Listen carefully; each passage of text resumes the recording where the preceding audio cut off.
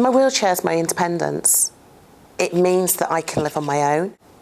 I can now actually do things that are important to me. I can be more independent. I can play sport. And it's a simple equation. It's not rocket science. I'm choosing to use my energy for the things that I'm enjoying, and it's meant that the quality of my life is so much more improved. Selecting a product for somebody that's got complex and changing needs is really important. It's very easy to see somebody as they walk through the door and just provide a product for them at that moment in time. Looking at what somebody needs in the future at the point of provision is really important. She's reliant on us or a carer for everything, and the important thing in her life is a wheelchair. Without a wheelchair, she doesn't go anywhere, she can't see anyone, she can't do anything. So she needs her wheels, that's important. I would be trapped very quickly if I had only a manual chair. My power chair really makes a huge difference. It gives me total independence outside the building. I mean, given my prognosis, given the fact that I'm not around indefinitely and that I'm going to get weaker, it seems even more important that I should be given what I need while I need it, while I'm able to use it. Not have to wait for it, not have to beg for it, not have to apologise for needing it. Nathan was never going to walk. His disability meant that he was always going to need a wheelchair. When we used the wheelchair service initially, so to get his first wheelchair, the service was excellent. Things changed when Nathan was older, and we waited for a second wheelchair, and it was obvious that there wasn't the ready funds for wheelchair services. We were warned that he would wait 4 to 6 months for a new wheelchair.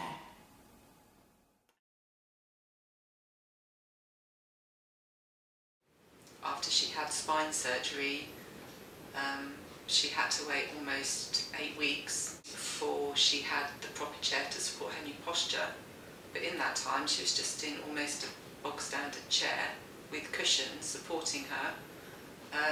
So by the time she was fitted in a good chair, her hips had started to change position again. As Nathan was growing up, I was thinking about maybe privately funding a wheelchair because of the types of chair that you get on the NHS. I'm very high when I'm sitting in the power chair, even when it's at its lowest height. If I go to a cafe, I go to a restaurant, very often I can't get my legs under the table and I need to put a tray on me or something like that. I'm almost, it's almost like having a high chair or something.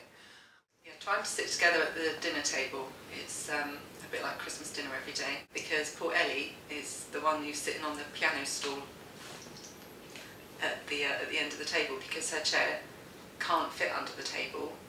It just highlights that there's the disabled person at the end of the table, so it doesn't feel like a family. Thinking about wheelchairs across different settings is really important, because an assessment might occur for a wheelchair for use in the community, but nobody's thought about access issues in a school environment or access into and out of a home, and what needs to be adjusted to make that better.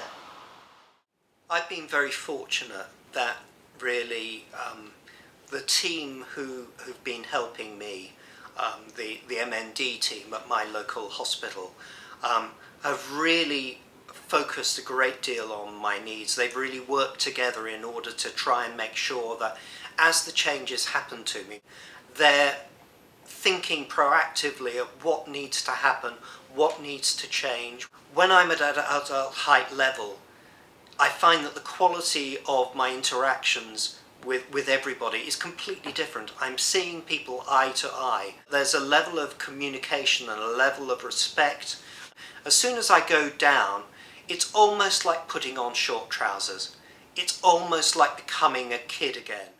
Another Another issue we have is the height of the handlebars and the width of them.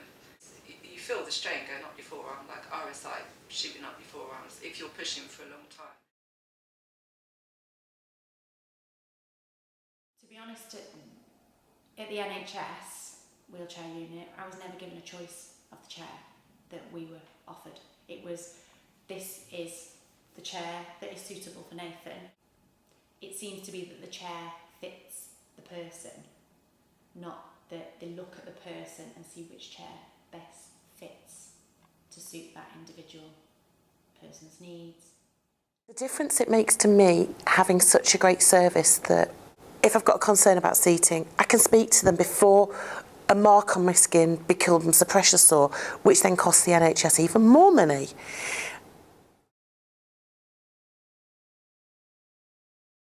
We have formed an interagency strategic partnership where we have got the right people around a table. Absolutely pivotal to that arrangement working is having parent-carer input. I think the manufacturers and their technicians are very passionate about their product, which is lovely, but they're looking at what that product can give that person in purely in the seating and postural part, but not in every day. It's been difficult getting the chair that you need at the time you need it, purely because you're waiting so long between assessment and then you wait for a fitting appointment. And once you've had a fitting appointment, then you've got maybe another 6 or 8 weeks before you actually have the chair. We got our private wheelchair. Initially it was really good, we were really pleased with it, Nathan absolutely loved it. In the past, when we had an NHS wheelchair, we could ring up the unit and the wheelchair unit would book us an appointment and we would go in, the problems would be sorted. You don't have that fallback with a private wheelchair. So for the last year, Nathan has had a chair that has been not fit for purpose, which has had detrimental effect on his posture. I'm fortunate.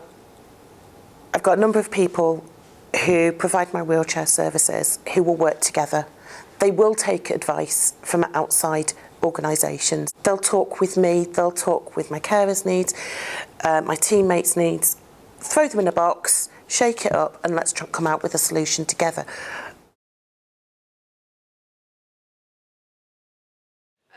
It's really important for Ellie that she has a moulded chair. Without the right chair, it affects her posture severely. So if she's doing a growth strut and the chair's not supporting her correctly, it can deform her posture. What's important is that wheelchair service providers need to start thinking outside the box. That if you have a customer who has specific needs and you haven't got that piece of equipment, don't try and bend the person to fit the equipment. Find the equipment to suit the person. Typically, reasons why communication doesn't work sometimes with people is that you have professionals going into a situation and doing their bit and not necessarily looking at the whole picture. I'm sure that manufacturers could improve the chairs. The chair I'm in is brilliant, and it is what they call mid-wheel drive. So that means it can turn on a circle, but actually it has a very big footprint. Manufacturers need to look at making them smaller, making them lighter, making them have a smaller footprint, and they also need to look at incorporating technology into them. Why can't I have a charger on my wheelchair, a little USB port that will plug into my phone, allow it to charge while I'm in there? I'd just like to see the manufacturers maybe go and see someone in a home, in their home environment with the chair. You know, like they say, walk a mile in that person's shoes. So have a go manoeuvring someone and taking them for a day and getting them indoors and outdoors and having dinner, and just see how your amazing chair, is it that amazing? I think people should stop being ashamed of being wheelchair users, which might seem a very strange thing to say, but they need to take the apology out of it. You're a person first. Stop apologising for being a wheelchair user. You have a right to a life.